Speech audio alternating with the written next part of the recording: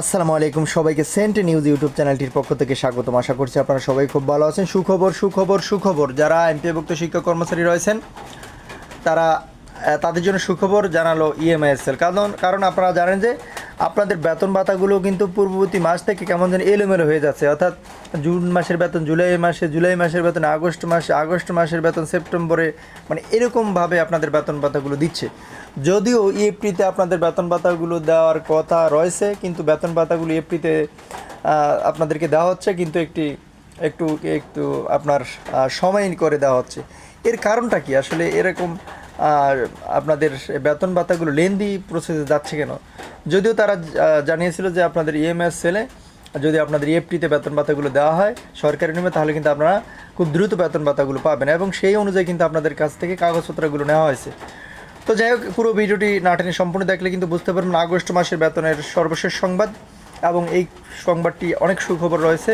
তাই বলবো যে ভিডিওটি নাটনে সম্পূর্ণ দেখবেন। আর এই চ্যানেলে যেহেতু দর্শকের আপনি চ্যানেলটি এখনই সাবস্ক্রাইব করে দিন এবং আমাদের সাথে যুক্ত থাকুন, কারণ আমরা সর্বপ্রথম আপনাদের জন্য আপডেট নিউজগুলো সবার আগে এই চ্যানেলে প্রকাশ করি।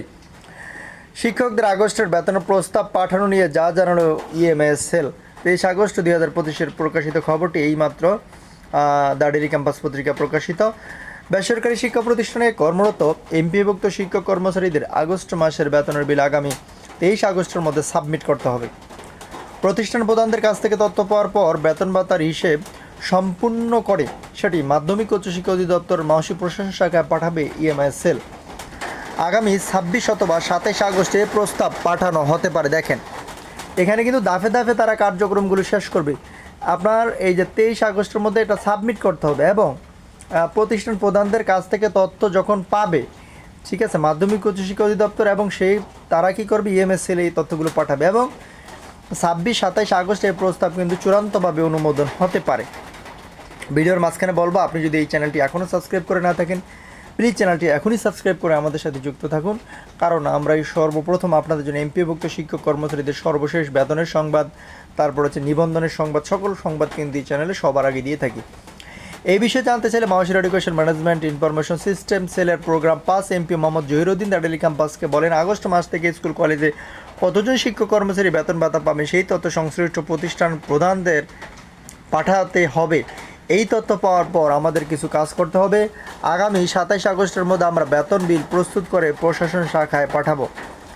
জানা গেছে আগস্ট মাসে স্কুল কলেজের প্রায় 3,80,000 শিক্ষক কর্মচারীর বেতনের সারসংক্ষেপ স্কুল শিক্ষা মন্ত্রণালয়ে পাঠানো হতে পারে। এর মধ্যে স্কুলের 2,91,518 জন, কলেজের 87,389 জন শিক্ষক কর্মচারী রয়েছেন। শিক্ষা মন্ত্রণালয়ের বাজেট শাখা থেকে আগস্টের বেতনের অনুমোদন পাওয়ার পর এটি অর্থ মন্ত্রণালয়ের বাজেট শাখা পাঠানো হবে। গত বছরের 5 অক্টোবর বিশ্ব শিক্ষক দিবসে এপ্রিলে বেসরকারি এমপিওভুক্ত শিক্ষক কর্মচারীদের বেতন ভাতা দেওয়ার ঘোষণা দেয় শিক্ষা মন্ত্রণালয়। প্রাথমিকভাবে স্কুল কলেজের 209 জন শিক্ষক কর্মচারীদের অক্টোবর মাসের এপ্রিতে ছাড় হয়। পরবর্তী সময় চলতি বছরের 1 জানুয়ারি 1,89,000 শিক্ষককে এপ্রিল মাধ্যম বেতন ভাতা সরকারি অংশে টাকা পেয়েছেন। দ্বিতীয় দফে 67,000, তৃতীয় দফে 84,000 এবং চতুর্থ দফে 8,200 অধিক শিক্ষক কর্মচারী ফেব্রুয়ারি এবং মার্চ মাসের বেতন পেয়েছেন।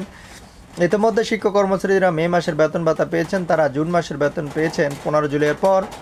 জুলাইয়ের বেতন আগস্টের শুরুতে পেয়েছেন, তারা এখন অপেক্ষা আগস্ট মাসের বেতনের। তা আশা করি বুঝতে পেরেছেন। আপনাদের প্রতি শুভকামনা রেখে পর্যন্ত শেষ করলাম। আসসালামু আলাইকুম।